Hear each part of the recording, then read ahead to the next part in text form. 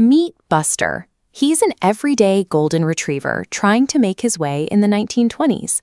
But Buster's world actually mirrors a very real chapter in our own history. That story starts right after the First World War. Millions of American soldiers came marching home to a country ready to get back to work. Factories that used to make military supplies switched to building consumer goods. Thanks to the newly invented moving assembly line, a car that used to take days to build could be finished in less than 2 hours. Suddenly, there were cars, washing machines, and radios everywhere.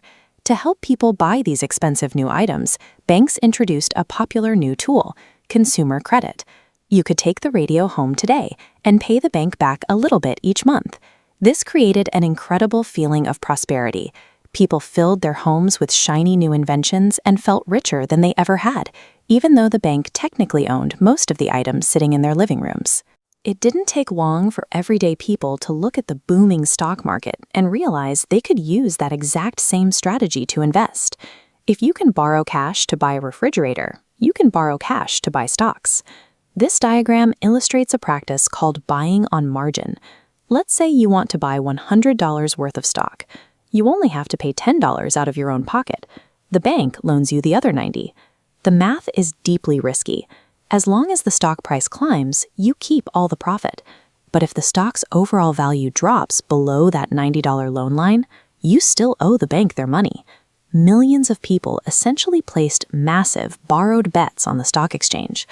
Working-class families tied their entire financial survival to the hope that stock prices would simply go up forever. In 1926, a massive real estate market in Florida, built almost entirely on borrowed money, collapsed overnight following a hurricane.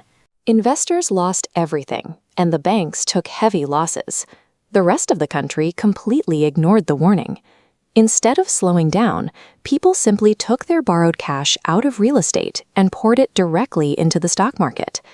By the late 1920s, a fever had taken hold. Bakers, teachers, and construction workers were taking out second mortgages just to buy more stocks, absolutely certain they were on a guaranteed path to wealth. The government encouraged this optimism. President Herbert Hoover publicly assured the nation that the final triumph over poverty was closer than it had ever been in the history of the world. Companies were no longer valued based on how much they actually produced or earned. The entire American economy was running on pure optimism and the collective belief that a crash was simply impossible. On a Thursday morning in October 1929, that belief broke. Traders looked at the unnaturally high prices, got scared, and started to sell. Once a few people sold, everyone panicked. By the following Tuesday, the panic reached a terrifying peak. Traders dumped millions of shares at once, and billions of dollars in wealth evaporated into thin air in a matter of hours. This flowchart tracks how the damage spread. When the stock market dropped, margin investors suddenly owed the banks money they didn't have. Because they couldn't pay back loans, the cash banks kept in vaults to stay in business. Their capital simply vanished. Once the public heard the banks were losing money, panicked citizens rushed to withdraw their life savings. But the banks didn't have the cash on hand. Thousands of banks were forced to close their doors for good. Without functioning banks, healthy businesses could no longer secure the daily loans they needed to operate.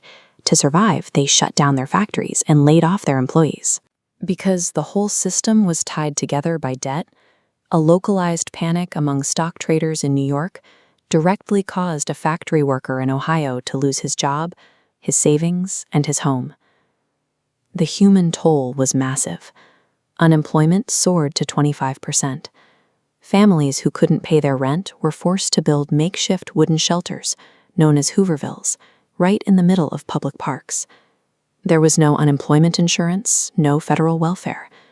Millions of capable, willing workers spent their days standing in endless lines, just hoping for a single piece of bread. Every part of this system depends on one invisible ingredient: confidence. The economy functions because of a shared belief that the system is stable and everyone will eventually pay each other back. When that collective belief disappears, the entire system stops functioning, no matter how many farms, factories, or capable workers are still sitting right there. It took a new president, Franklin D. Roosevelt, to recognize that the government had to step in. They needed to set clear rules for how banks could use people's money, ending a period where financial institutions were essentially gambling with other people's life savings without a referee. His administration passed the New Deal. They introduced federal insurance for bank deposits, created a social safety net, and hired millions of people for public works projects to manually rebuild the country's confidence. Buster the dog's world eventually recovered, right alongside the real American public. But as we check our own screens today, we have to remember that financial regulations only exist because of the devastating lessons of the past. The rules protect us from our own worst instincts, but only as long as we understand why we had to write them in the first place.